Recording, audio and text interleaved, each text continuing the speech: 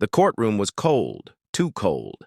Fluorescent lights flickered overhead, casting a pale glow on the cracked wooden benches. The clock ticked, slow, deliberate. Every sound seemed louder in the silence. A man sat at the defendant's table, older, weathered, but composed. His hands rested flat on the table, fingers steady. His face was carved with years of stories left untold, deep lines around his eyes, the kind only war or regret could etch. The judge leaned back in his chair, eyes scanning the file in front of him. He smirked, just barely, like he'd seen this case 100 times before. "Mr. Harlan?" The judge's voice echoed, casual, almost amused. "Another veteran thinking he's above the law?" A few muffled chuckles rippled through the room. The prosecutor smirked, tapping his pen against the desk.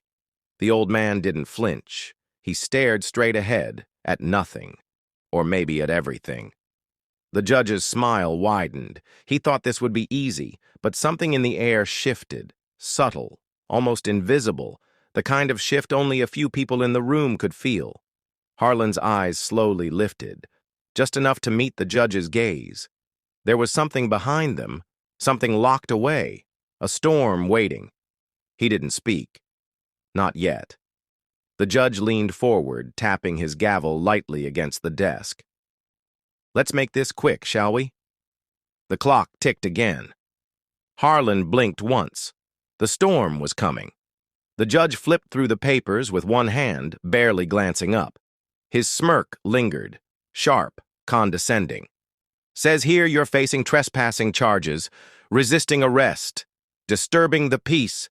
He dragged out each charge, his voice slow, mocking. "Quite the resume, Mr. Harlan." A few soft laughs echoed from the back row. The prosecutor scribbled something down, lips curling. Harlan didn't move. His breathing steady, eyes locked straight ahead. The judge leaned forward, fingers steepled beneath his chin. "I see your military service here. Honorable discharge." He paused, smirking. "But that was decades ago, wasn't it?" His words hung in the air like bait, daring Harlan to bite. "You must have forgotten that out here. You're just another civilian." The room shifted, so subtle most wouldn't notice. Harlan's knuckles tightened slightly against the table, but he stayed silent. The judge's smile grew wider. He liked this. The power, the control. "You see, Mr. Harlan, I respect our veterans." His tone was syrupy sweet, a thin mask for the venom underneath. "But the law doesn't bend just because someone wore a uniform. A long, long time ago." More laughter, polite, distant. Still. Harlan said nothing. His silence was starting to feel heavier, like something pressing down on the room. The judge leaned back again, tapping his pen against the desk. "This is how it works now." He smiled wider. "You follow the rules, or you pay the price." For the first time, Harlan's eyes flicked toward him, slow, deliberate. It was only a second, but the judge shifted in his chair. He felt it. Something was off. He just didn't know what yet. The courtroom was still. The judge's smirk hadn't faded yet, but something about Harlan's silence was starting to itch at him. "Well," the judge prodded. "Cat got your tongue, soldier?" Finally, Harlan moved. Just slightly. He adjusted his sleeves, smooth, unhurried. When he spoke, his voice was steady. Too steady. "Your Honor," he said, tilting his head, "before we continue, do you have the proper clearance to proceed?" The words landed like a pin drop in a silent room. Small, insignificant, but somehow wrong. The judge let out a dry chuckle, glancing toward the prosecutor. "Clearance?" he scoffed. "This is a trespassing case, not a classified operation." The prosecutor chuckled too, hesitant, forced. He flipped through his notes as if looking for something he might have missed. Harlan didn't react. He just sat there, composed. The judge's smirk wavered, barely, but it did. Harlan exhaled through his nose, slow. "If you don't have clearance," he continued, voice like granite, "you might want to stop now." A pause. A small one, barely noticeable. The bailiff shifted near the door.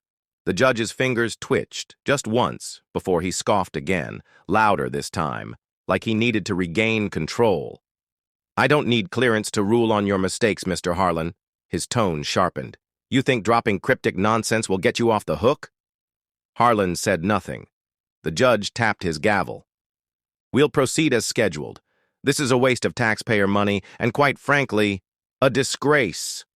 Harlan reached into his coat. Not fast, not aggressively, just deliberately. The prosecutor stiffened. The bailiff's stance changed, barely perceptible.